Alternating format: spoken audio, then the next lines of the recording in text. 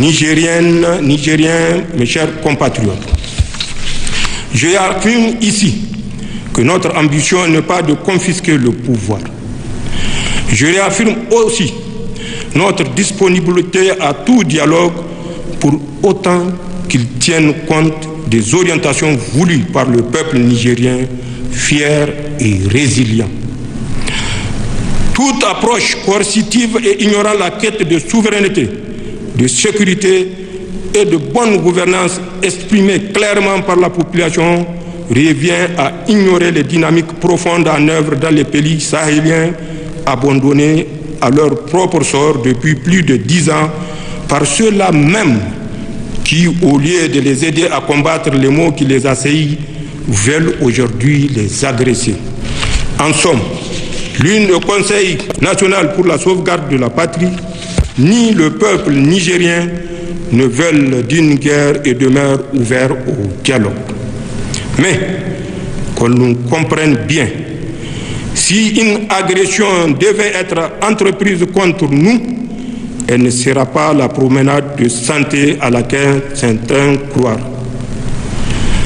En effet, ils trouveront face à eux 26 millions de Nigériens. Africa, children of the soil and warriors of the global south. Today, history has been written in gold and stone.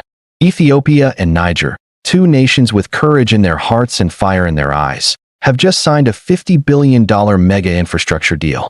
$50 billion. Let that sink in. This is not just an agreement. This is a declaration. A thunderous drumbeat across the savannas, the deserts, the rivers, and the mountains of Africa. A sound so loud that Washington, Paris, and Brussels cannot sleep tonight. The U.S. is panicking. Why?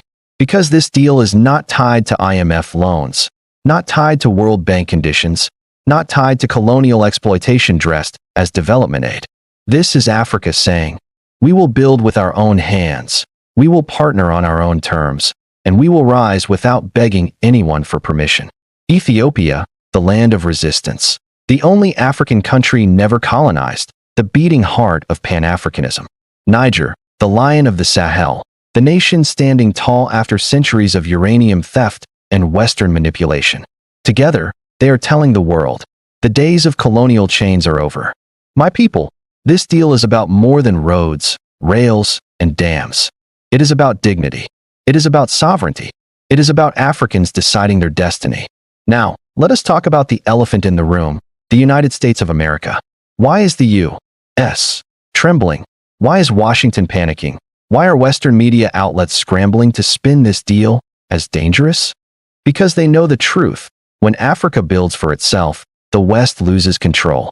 For decades, they have held Africa hostage through IMF structural adjustment programs, World Bank debt traps, and aid packages that were nothing more than chains. They told Ethiopia not to build the Renaissance Dam. Ethiopia built it anyway. They told Niger not to nationalize its uranium. Niger stood firm. And now, the two nations have signed a $50 billion pact, one that strengthens infrastructure, energy, railways, and industrialization. The U.S. is not scared of roads. They are scared of independence. They are not scared of bridges. They are scared of unity. They are not scared of $50 billion. They are scared of a rising Africa that no longer depends on them. Let us focus on Ethiopia, a nation that carries the scars of war, famine, and foreign meddling, but also the pride of victory. The same Ethiopia that defeated Mussolini's fascist army. The same Ethiopia that hosted the African Union. The same Ethiopia that now powers its economy with the Grand Renaissance Dam, the largest hydroelectric dam in Africa. This $50 billion deal pours gasoline on that fire. With this partnership, Ethiopia can expand its energy grid, connect cities with modern railways, and build the industrial hubs that will make it not just the heart of Africa, but the engine of Africa. And let us not forget, Ethiopia is a BRICS partner, working hand in hand with nations like China, Russia, India, Brazil, and South Africa. Add Niger to this mix, and the West is shaking, because this is not just a deal. This is an alliance. And then there is Niger. For decades, France grew fat on Niger's uranium. Paris lit its streets while Niamey sat in the dark. The people of Niger worked and suffered, while Europe prospered. But the new Niger, the Niger of defiance, the Niger of resistance, has said no more. This $50 billion deal is Niger's declaration of independence. It is Niger saying, we will no longer be the mine for Western industries. We will build our own industries. With Ethiopia's experience and Niger's courage, this partnership could turn the Sahel into a powerhouse. Roads across the desert, energy grids lighting up towns, factories built not for export to Paris, but for the prosperity of Niamey, Agadez, and Zinder. The West is terrified because they know, when Niger rises, the Sahel rises. And when the Sahel rises, Africa rises. My brothers and sisters, look at the map. This is no small deal. This is a redrawing of Africa's economic geography. Ethiopia in the east, Niger in the west. Both standing tall, connected not by colonial borders, but by Pan-African vision. Think about what $50 billion means. New railways connecting Niger to Ethiopia through the heart of Africa. Energy pipelines bringing power where there was only darkness.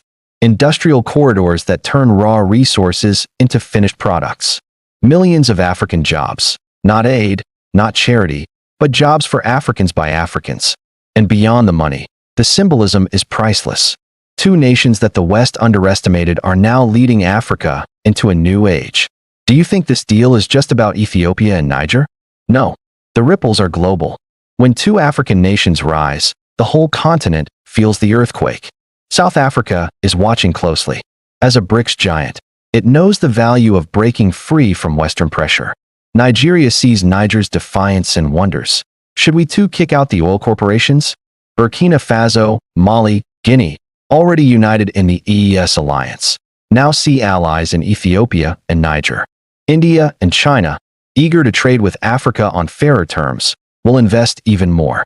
And in the halls of Washington and Paris, fear grows.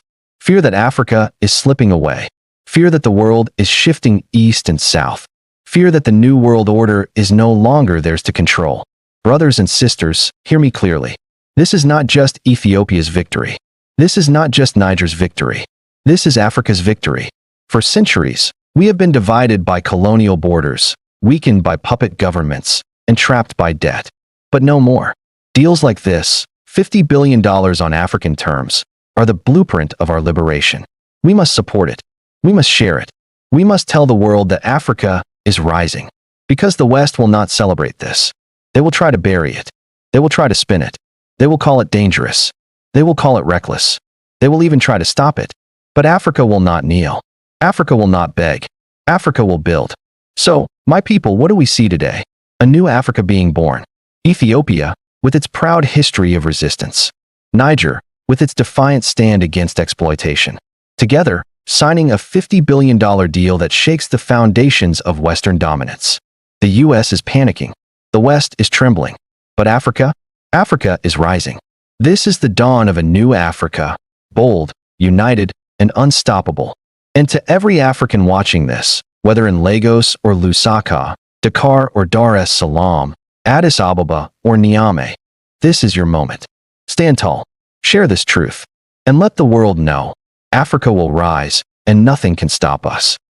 Welcome to African Spotlight 24, your premier source for news and current affairs from across the continent. We're glad you're here. If you're new to our channel, please subscribe, like, and turn on notification to stay up to date with the latest news and analysis. Your support helps us reach more people. Disclaimer: the content of this video is based on credible, publicly available information and is intended for educational, analytical, and informational purposes only. African Spotlight 24 does not promote hate, violence, misinformation, or political unrest. Our goal is to deliver thoughtful insights, highlight local voices, and encourage informed conversations throughout Africa.